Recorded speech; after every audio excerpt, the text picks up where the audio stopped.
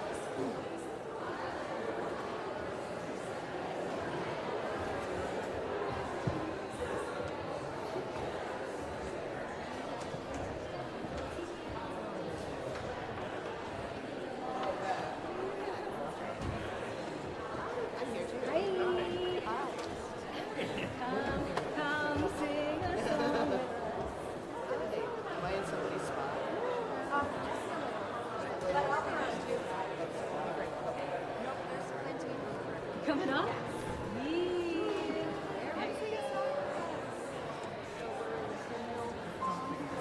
Yeah, right now it's meditation. Gather to my mind.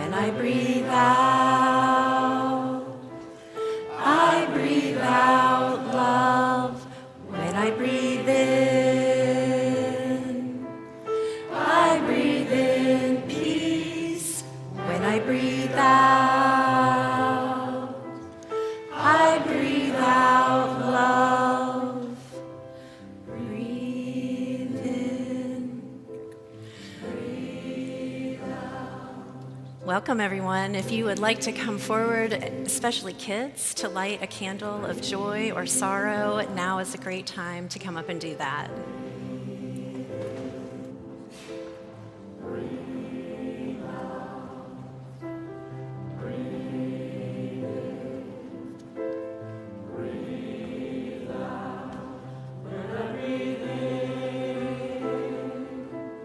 I breathe in peace when I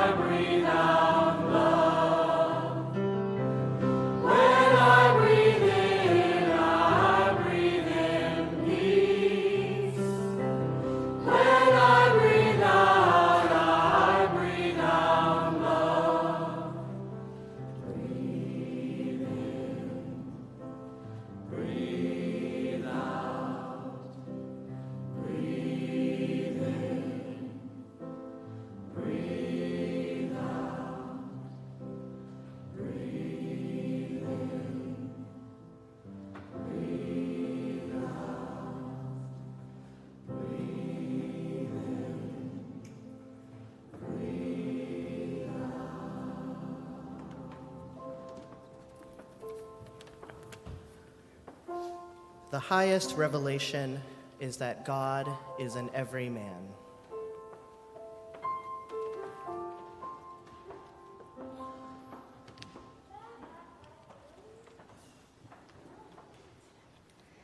Please rise in body or spirit and join us in singing hymn number 347 in the gray hymnal, Gather the Spirit.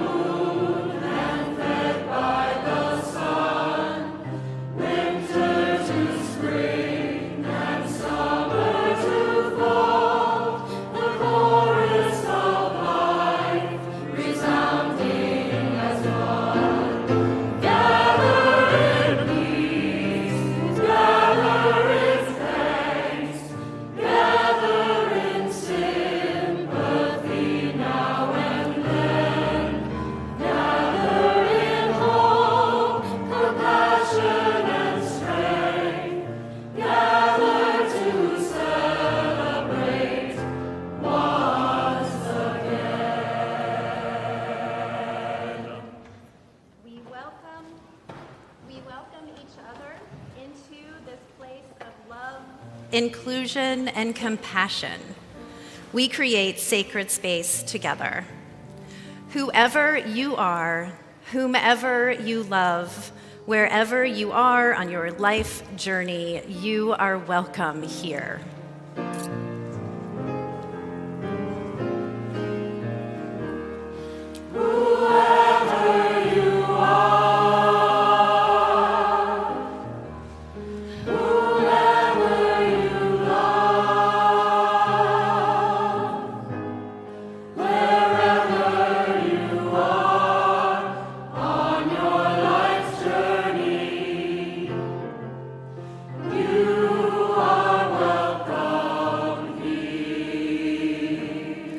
Whatever the color of your skin or your country of origin, whatever your gender or the source of your faith, you are welcome here. Whoever you are, whoever you love, wherever you are on your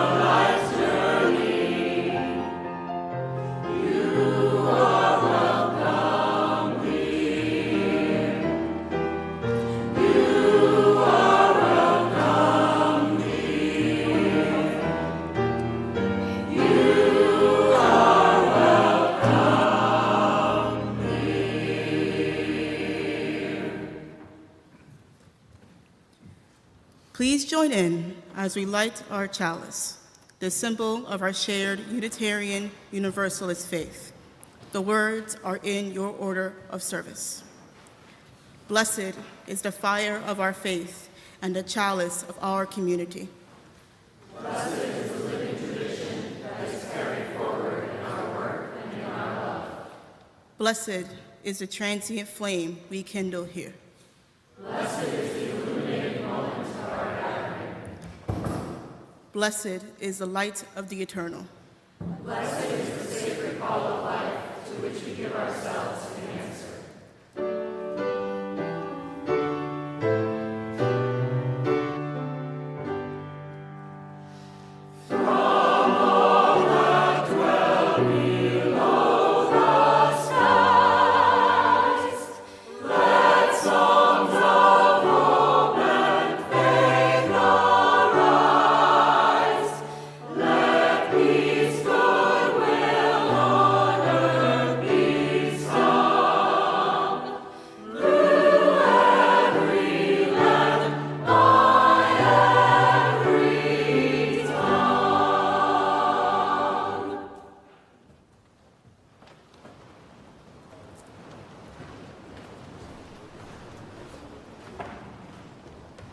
I'm dead.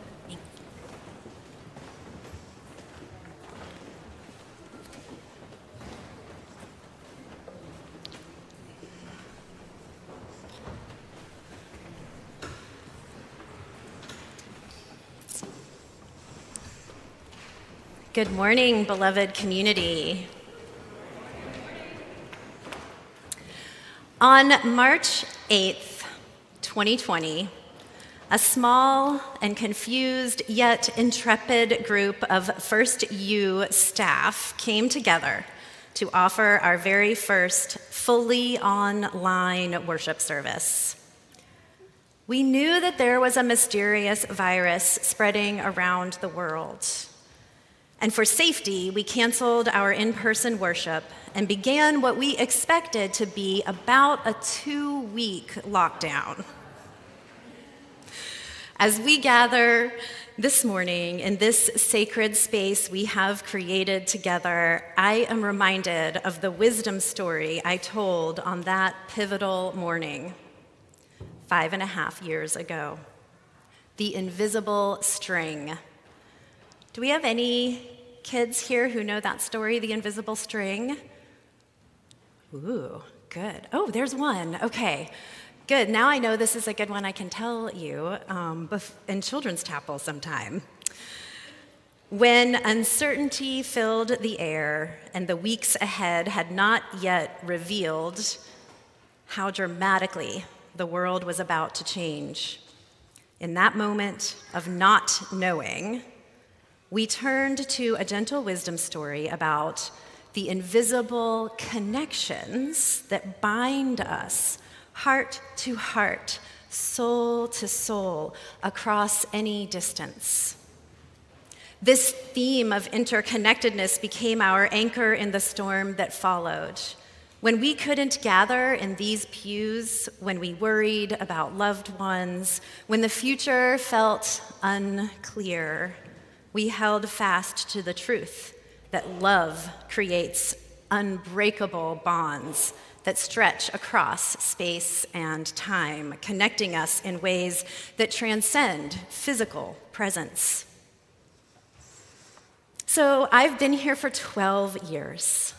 12 years of invisible strings woven between us through moments of joy and sorrow, celebration and challenge, Sunday morning coffee and late night pastoral care calls. These strings have been strengthened through baby blessings and memorials, through social justice work and quiet conversations, through the joy and curiosity of our children and the credos of our coming-of-age youth and the wisdom of our elders. Today, as my own journey calls me in a new direction, I want you to know that these invisible strings that we've created together remain unbroken. They stretch with us. They hold us. They remind us of what we have built here. This beloved community of seekers is not dependent on any one person, but on the interconnected web of love that binds us all. The invisible string reminds us that endings are also beginnings, that distance cannot diminish love, and that our connections endure beyond a single chapter of our shared story. So, in this spirit of interconnectedness, let us now turn and greet one another.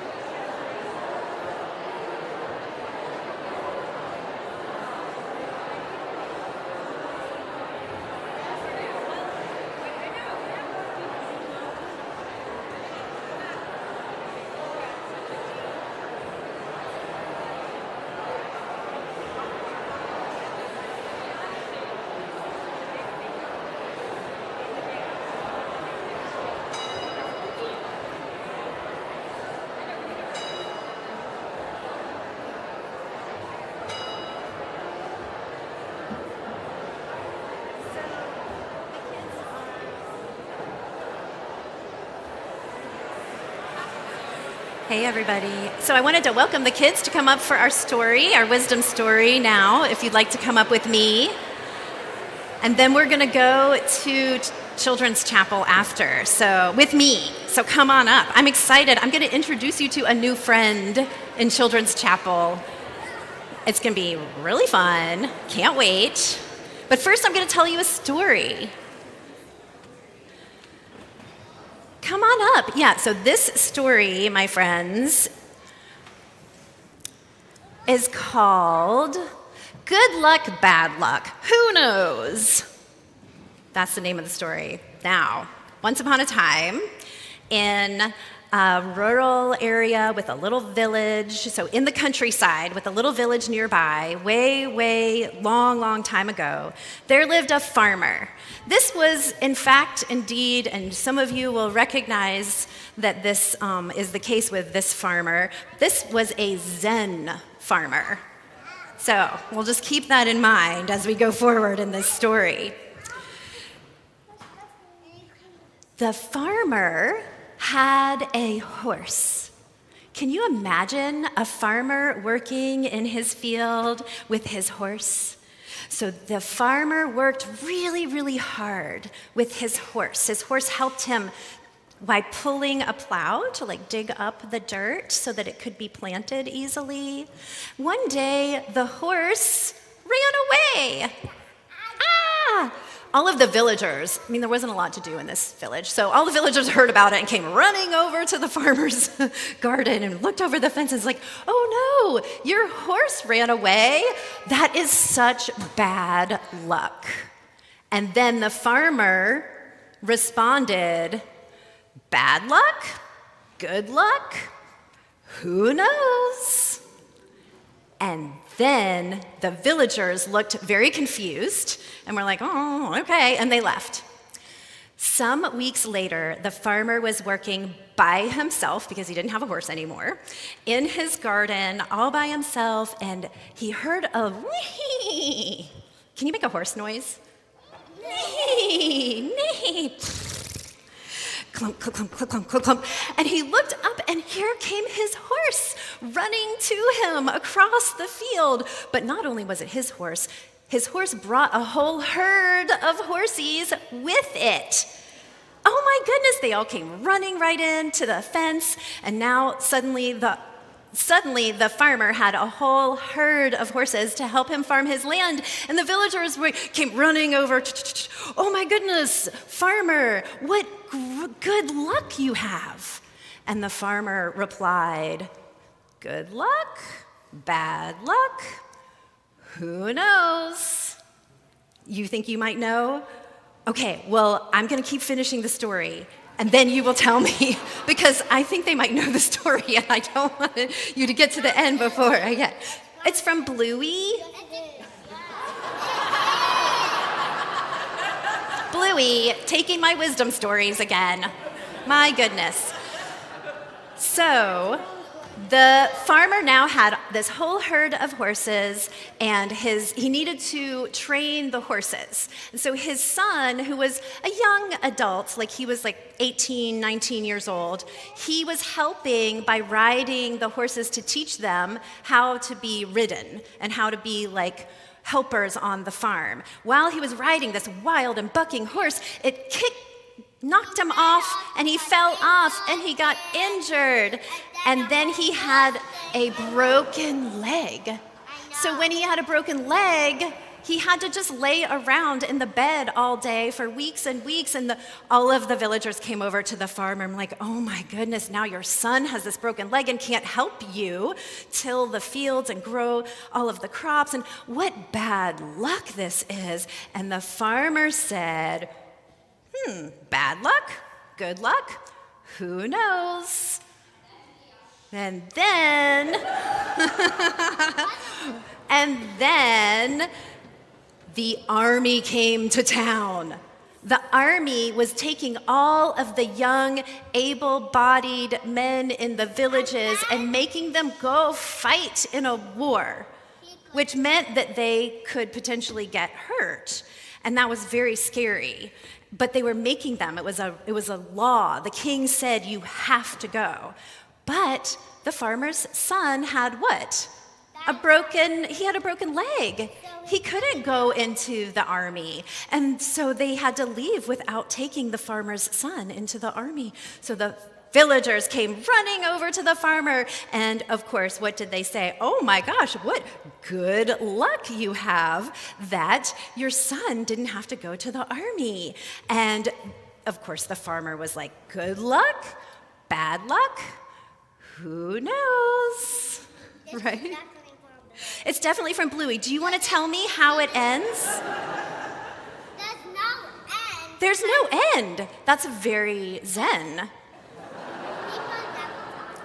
Good luck, bad luck, who knows, right? Sometimes a good thing happens and we think it's just going to be great, but then it's revealed later that there was something else maybe that was bad about it. Or we have something that's really, we think, oh, this is such bad luck.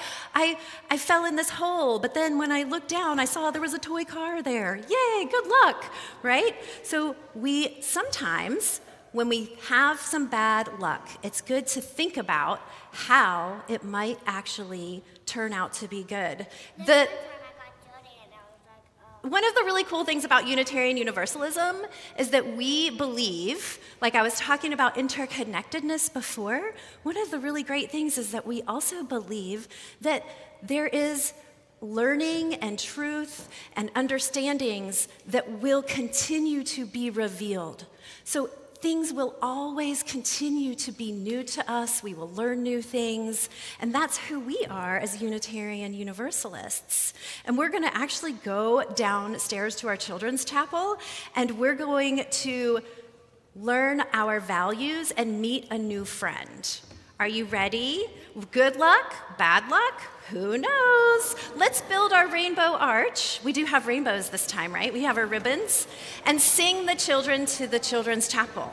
Ready to go? Meet a new... We bless you on our journey from sheltering warmth to light sky blue. In your joyful jumps and your sad times through, you bless us by being.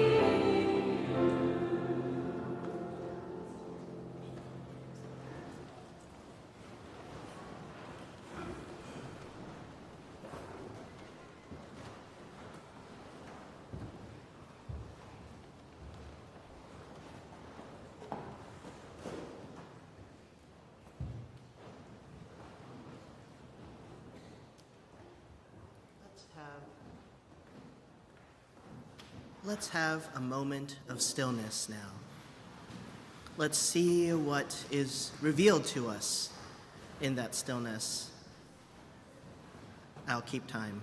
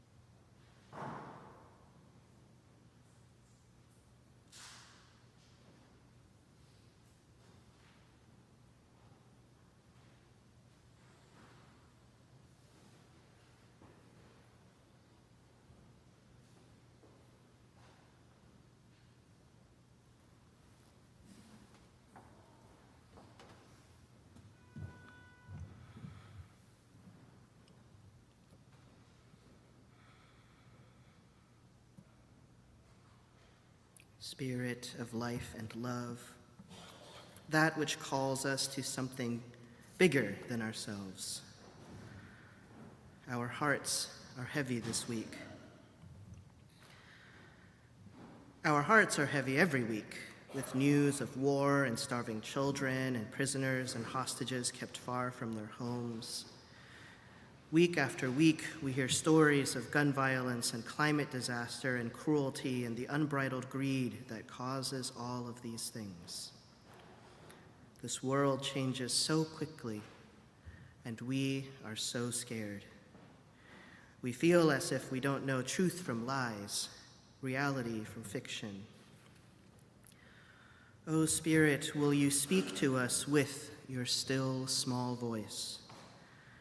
Will you remind us that you are here with us still, that within each of our hearts you live, that our hands are your hands, that each of us has the capacity to heal and help and hope, that this is not the end, It is only another chapter in our stories, that we have the power to write the next page, that we can still be good neighbors, that we can help our neighbors, that we are all neighbors in this vast, rich world. We are all neighbors. O Spirit, remind us that there are always new truths unfolding, that there is always more to be revealed, that you are not done speaking. Remind us that we should always be listening for your voice speaking through our neighbors, that we also are your voice. May it be so. And we pray for and keep in our hearts also those in our own community, Patrick Young and John Ashone. And now into this sacred space, we speak out loud or add to the chat the names of other loved ones we are praying for this morning.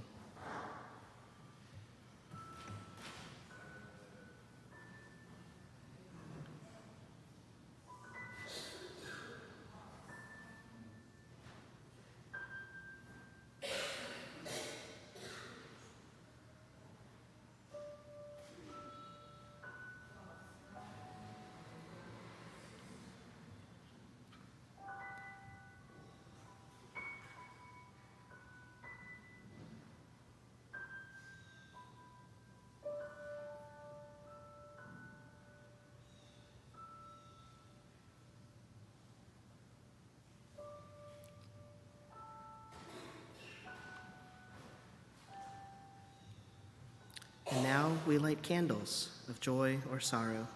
If you're watching online, please feel free to light a candle in your home.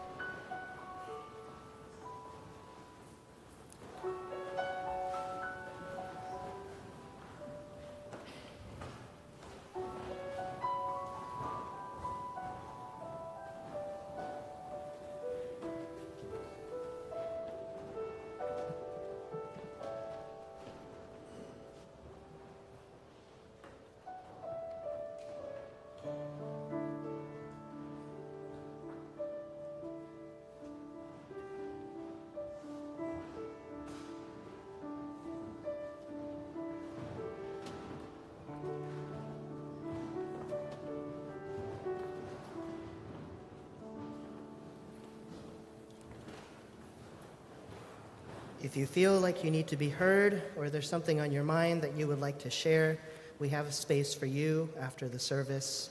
Michelle Kuchak of the Caring Committee will be in the Chapel of All Faiths to my left, right over there.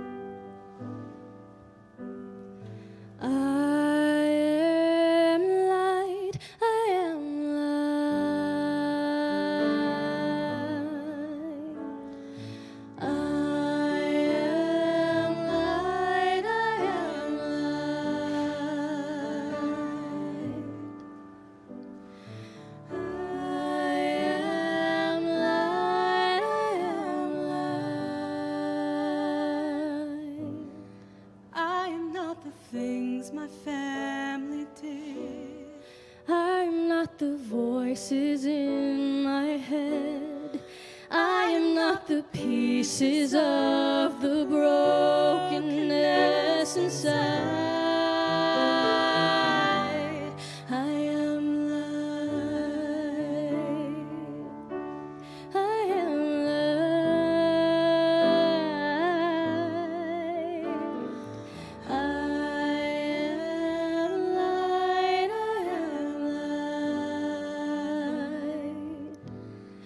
I'm not the mistakes that I have made, or any of the things that caused me pain. I am not the pieces of the dream I left behind. I am light. I am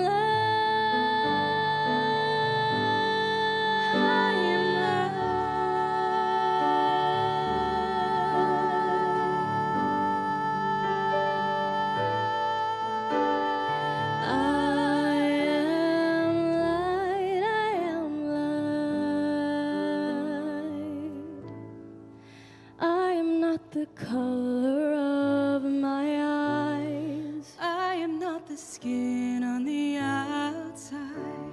I am not my age. I am not my race. My soul inside is all light. All light. I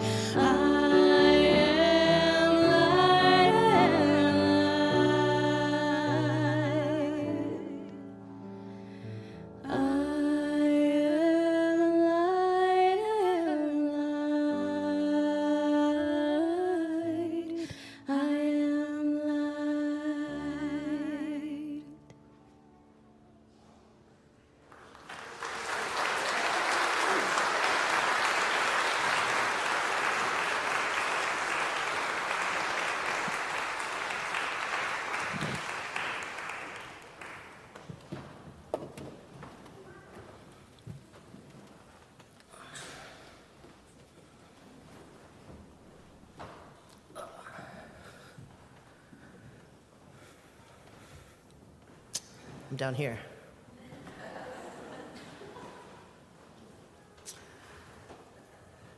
It's easier for me to tell you a story from down here.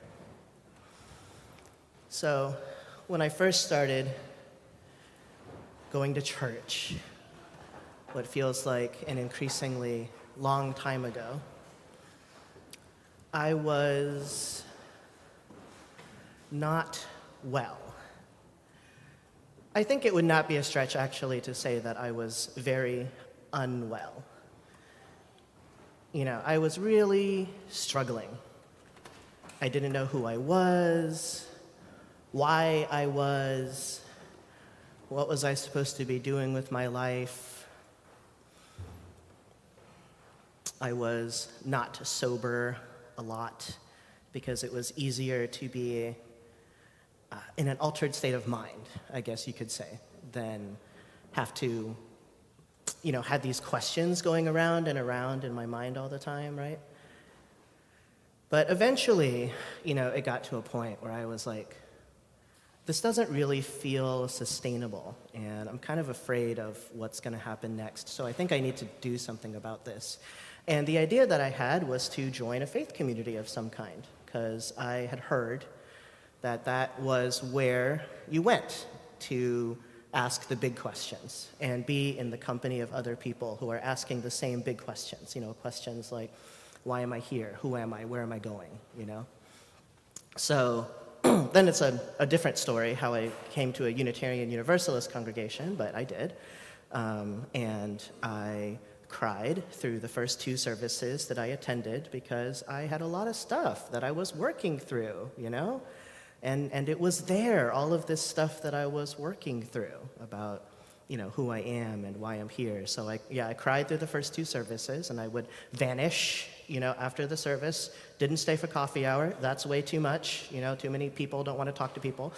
But eventually I started, staying for coffee hour, and I volunteered for the church auction, little stuff like that, and then on and on to bigger stuff, and somehow I ended up here.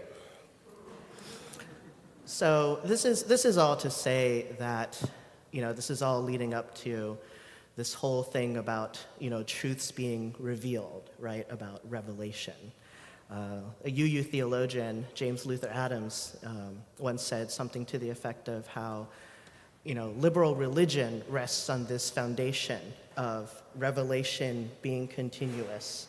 Now, if you're not like a student of religion, the only time you hear the word revelation probably is, in the context of like the book of Revelation or something like that, right? With all this sort of psychedelic, imagery of, dragons and, whatnot. That's not what we're talking about here. What I'm talking about is what, Reverend Megan was talking about earlier, that truths are always being revealed. That sort of nothing is fixed.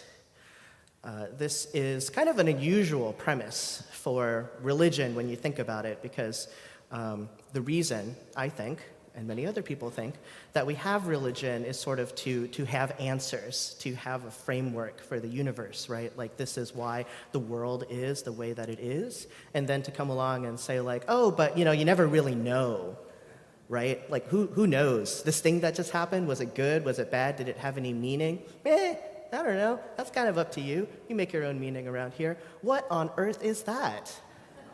Is that helpful?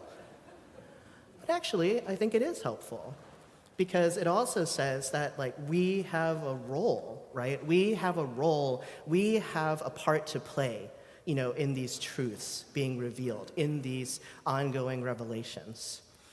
So I'll tell you about some revelations that I experienced at that first community that I was in, the First Unitarian Church of Oakland, and sort of in my ongoing time as a Unitarian Universalist, right?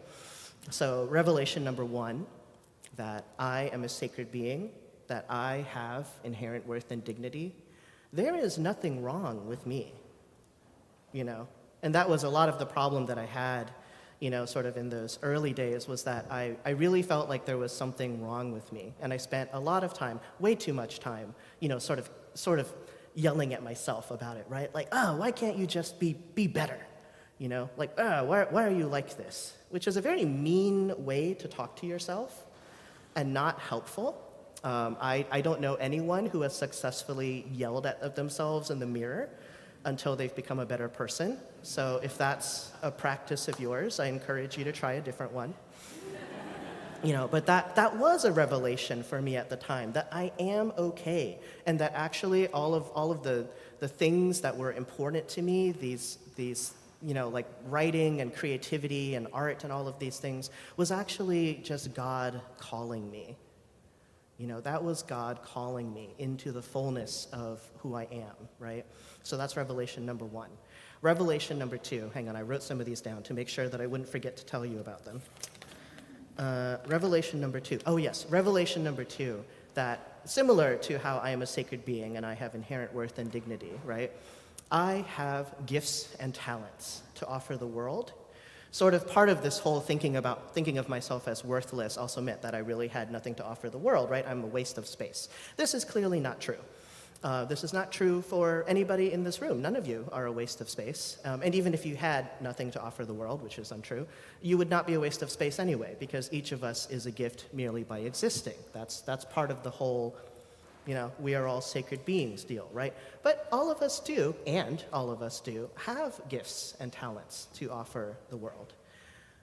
And, what I needed was for a group of people, all of whom were strangers to me, right, to tell me that. To go, oh my gosh, I have a problem with my computer and you just fixed it. That's amazing, you're a wizard. Or, oh wow, you're so good at PowerPoint, or, little stuff like that, but then, leading up to things like, oh, you did a really good job facilitating that meeting. Oh my gosh, I worked with the middle schoolers for a while, like, oh, my kid really likes having you as their teacher, which news to me. I cannot tell a single thing having to do with middle schoolers liking anything that's happening. That is not a gift of mine. Maybe that's a gift of some other people, but that was news to me. So yeah, I have gifts and talents to offer the world. Revelation number 3, that I am a Unitarian Universalist, and that means something. It means something to be a Unitarian Universalist. I remember, so once upon a time, I was really on the fence about the death penalty. I was sort of like, well, I can see it from, both sides, have the death penalty, not have the death penalty. And then one day, I guess I was just thinking about the death penalty, as one does. And I thought to myself, as a Unitarian Universalist, I cannot support the death penalty. And that was a new thought. It was a new thought to start a thought in my head with, as a Unitarian Universalist, I blah, blah, blah, blah, blah. And it kind of freaked me out, I won't lie. I was like, oh my God, have I been brainwashed? Like, what is... But no, what had happened was that I had allowed my faith to work on me, right? I had allowed my faith to work on me, to help me come to new revelations. And you might disagree, you might disagree with the conclusion that I came to, and that is also part of being Unitarian Universalist, is that sometimes we're going to disagree on stuff, and yet we're all Unitarian Universalists together. Which brings me to revelation number 4, which is that one thing about being in community together is that we do not get to choose who is in our communities, in large part. I don't get to sort of handpick, everybody who's here. None of you, all of you who are here, none of you get to handpick sort of like who's in the room with you right now, who else has signed the membership book, who else pledges to this congregation, right? Who else votes, at congregational meetings, who else is in the choir with you. That's part of being in community, is that none of us gets to choose who we're in community with, and yet we're all in community anyway. That's what it's about.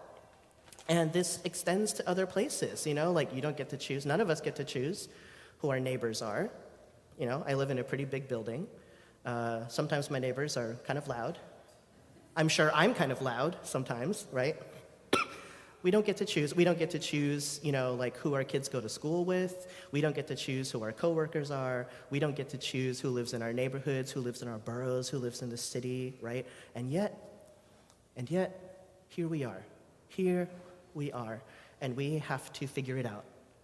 We have to figure out the hard, hard business of being in community anyway, of getting along with each other, of talking to each other, of understanding each other, which brings me to my next revelation, which is that everything that we do here, in this community, is practice. We're all just here practicing being human together. You know, practicing how to talk to each other, how to get along even when we don't agree, how to communicate. Communication is surprisingly hard. You know, even though, I can't tell you how many conversations I've been in where we were all speaking English and yet we were not understanding each other. You know, it turns out that these different words mean different things to different people. And that's part of it. That's part of it.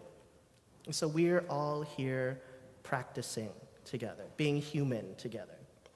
I came from a family that never apologizes. Two of my aunts once got in a fight and then just didn't talk to each other for 2 years until one of them got cancer, and then the other one was like, oh, well, since you're sick, I should make up with you. So I didn't learn how to apologize until I was part of a different community, right, that taught me how to apologize and how to make restitution and how to reconcile. So there were a lot of things, a lot of revelations that I had from being part of communities like this one, right? Right, want to make sure I don't have anything else that I'm forgetting. So yes, so the goal, I hope, is a world community. A world community that's more or less like the one here and the one maybe around the corner at First Presbyterian, all these other communities that are out there practicing, right? Figuring out how to be in relationship together, how to work together to make the world a better place, how to have disagreements and move forward, how to not solve, every disagreement with violence, right? Because that doesn't make the world a better place. We are all trying to figure out how to make the world a better place. And so eventually, I had a revelation that I had gifts.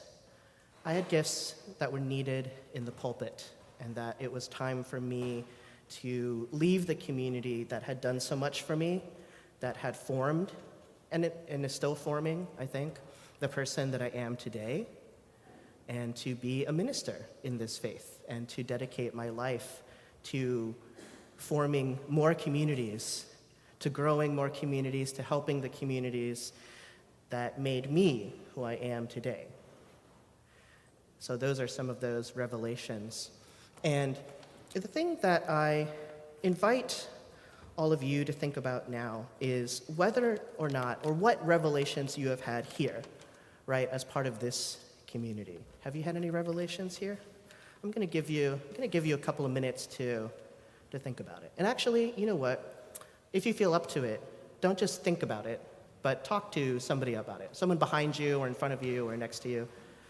Yeah, have a think and then have a chat about what revelations have you had here? Or this might be your first time here, in which case you're like, whoa, I did not come here expecting a participatory moment, which is fine. If you can't think of anything, if this is your first time here, think about what is a revelation that you would like to have here. Presumably you came here looking for something. You got up early, maybe early for you, on a Sunday morning, and you had to get on the subway or on a city bike or something to get here, right? So what did you come here looking for? What truth are you hoping to uncover? I'll wait.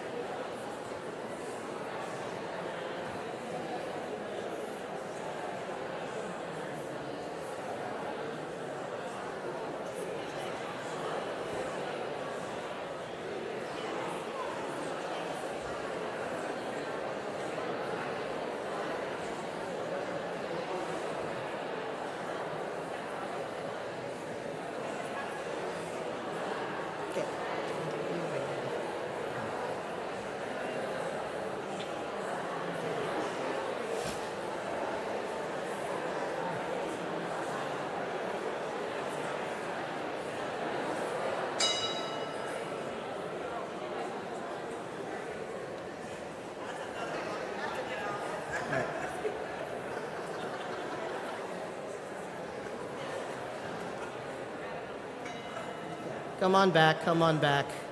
I know, you guys are having such a good time chatting with each other, right? You know, revelations, I think, are best had in company, you know? I was formed by other people, in large part. You were all formed by other people, too. That doesn't mean that you didn't have something to do with it, right? You know, that's how it kind of works. We're all working together to figure out who we are, how we live together. So maybe you've had some revelations here. Maybe you chatted about them with others. Maybe you haven't had any revelations here yet. I'm putting a lot of work into that yet. Because I think if you haven't had any revelations here yet, it's just because you haven't been here long enough, you haven't spent enough time here, maybe. You know, I think, and I think other people agree with me, that for your life to really change, that you need to go to church twice a week.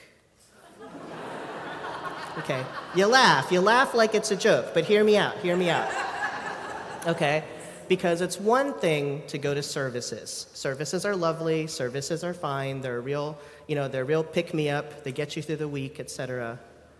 But where you really get deep is that second time.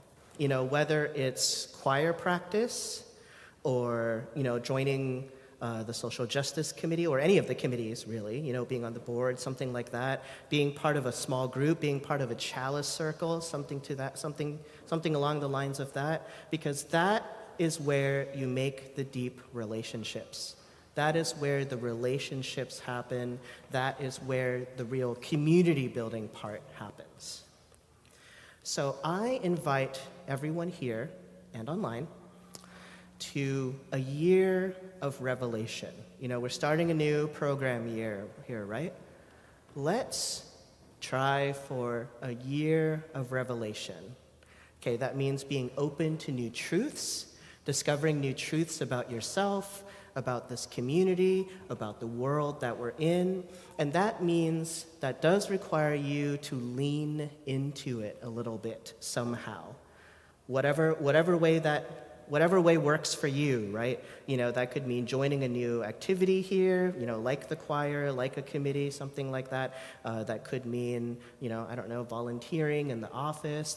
Lots of ways to get involved. As a matter of fact, we do have a Faith in Action Expo after the service.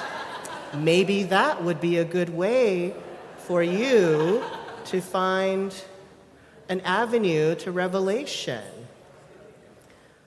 Or maybe it's just about approaching it with an open mind, you know? Who knows? Bad luck, good luck, who knows, right? You know, and that is the attitude in which to approach the idea of revelation. It's just to be open to it, to new truths, to new ways of being, you know, waiting for something to be revealed, and to also at the same time being open to it, maybe moving toward it a little bit. That's what it means to come and see.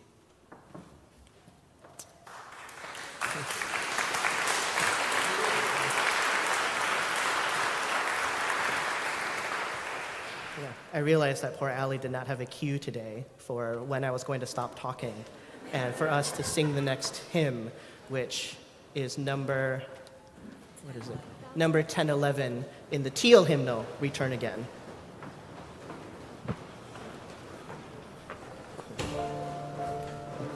Let me move the stool. Return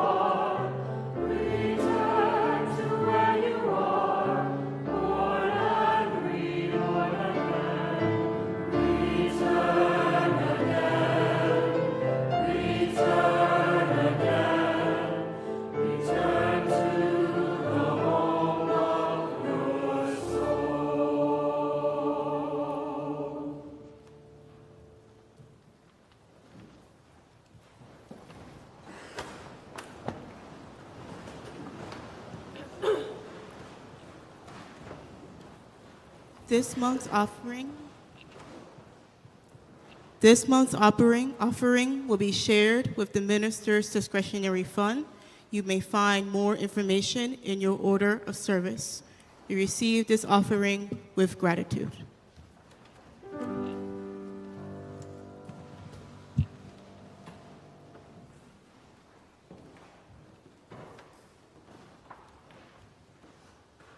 We shall be known by the company we keep, by the ones who circle round to tend these fires. We shall be known by the ones who sow and reap the seeds of change alive from deep within the earth. It is time now. It is time now that we thrive. It is time we lead ourselves into the well.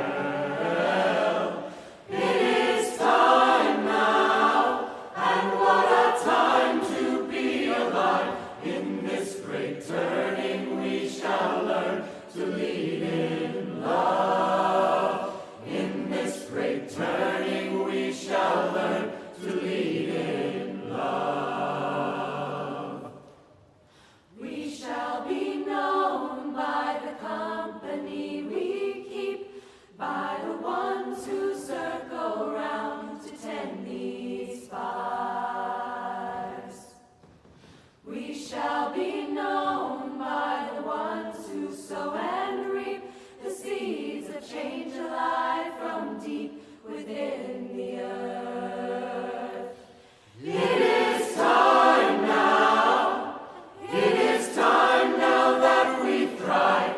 It is time we lead ourselves into the well.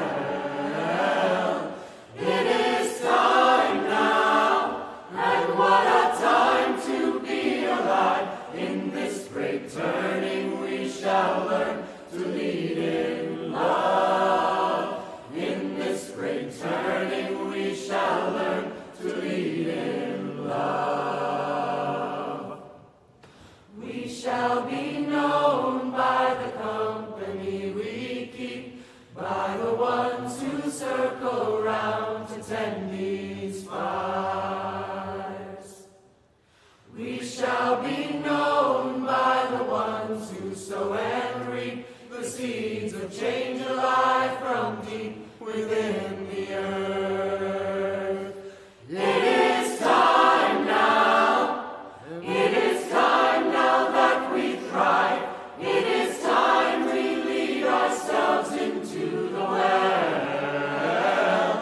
It is time now, and what a time to be alive. In this great turning we shall learn to lead in love. In this great turning we shall learn to lead in love. In this great turning we shall learn to lead in love. In this great turning we shall learn to lead in love.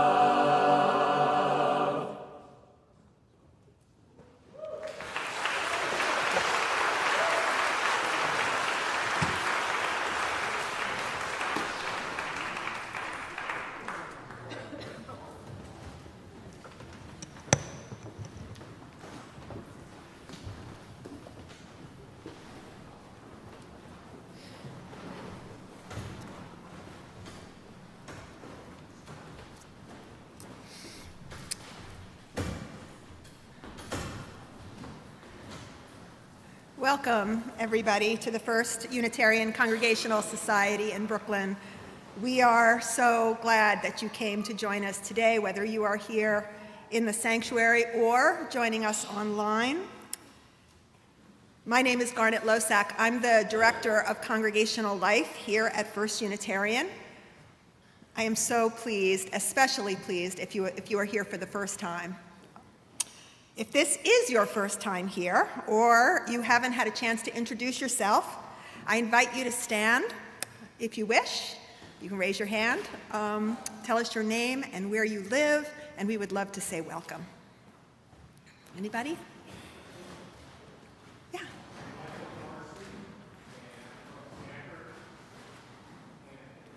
Welcome.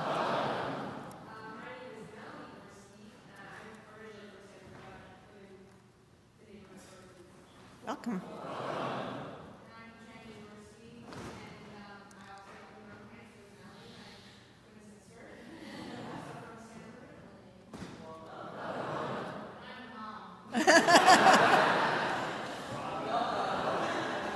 Welcome. Yeah.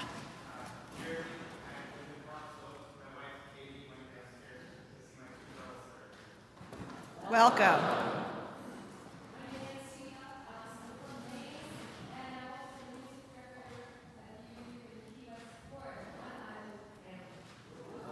Welcome. Yeah. Welcome.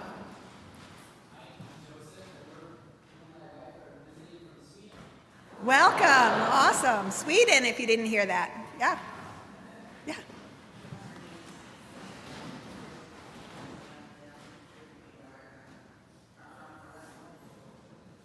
Welcome.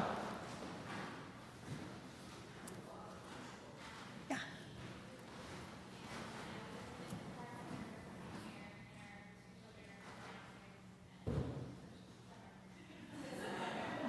Welcome.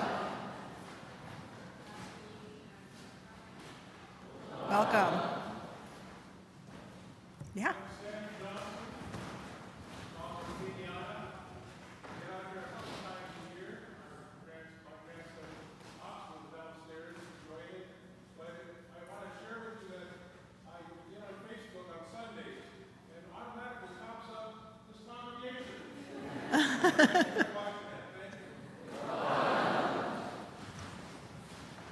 Thank you. There are welcome cards in your pews. Please consider filling one out, or better yet, actually come downstairs. There is the Faith in Action Expo today. It's all set up. There are people downstairs from many of our committees and groups. They're anxious to talk to you. They're anxious to tell you what we do here. And they're anxious to have you sign up to help out. So this is really a perfect time, especially if you're a newcomer here and you're looking for a way to get connected. This is a perfect time to come downstairs. We will feed you.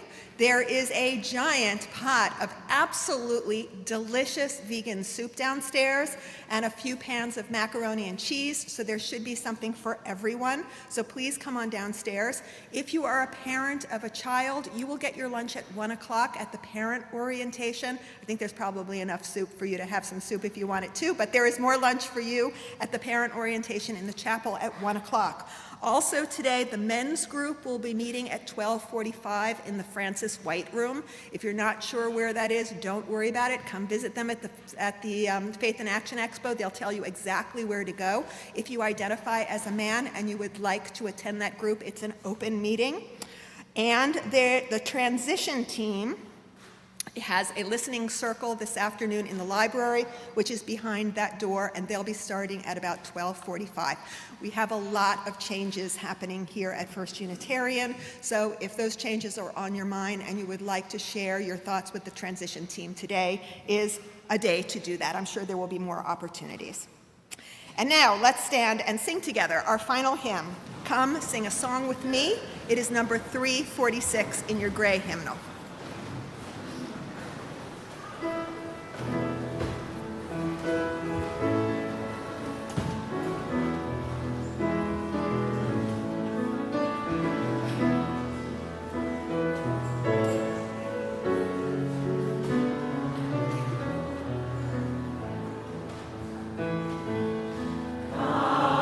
Sing a song with me.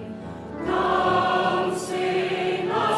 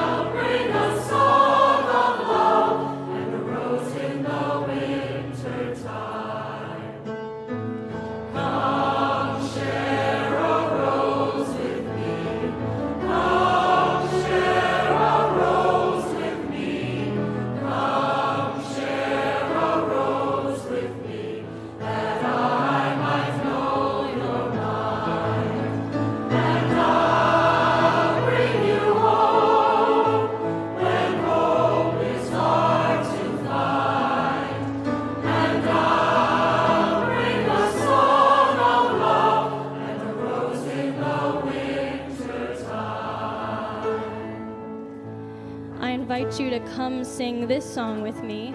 I'm sure you know it. I heard there was a secret chord that David played and it pleased the Lord, but you don't really care for music, do ya?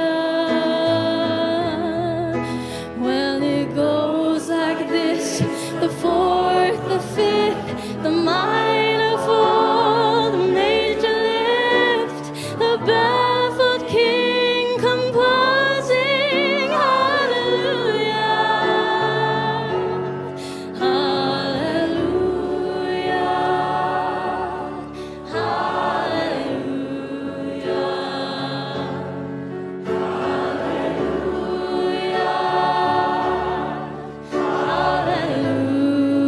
hallelujah, hallelujah again.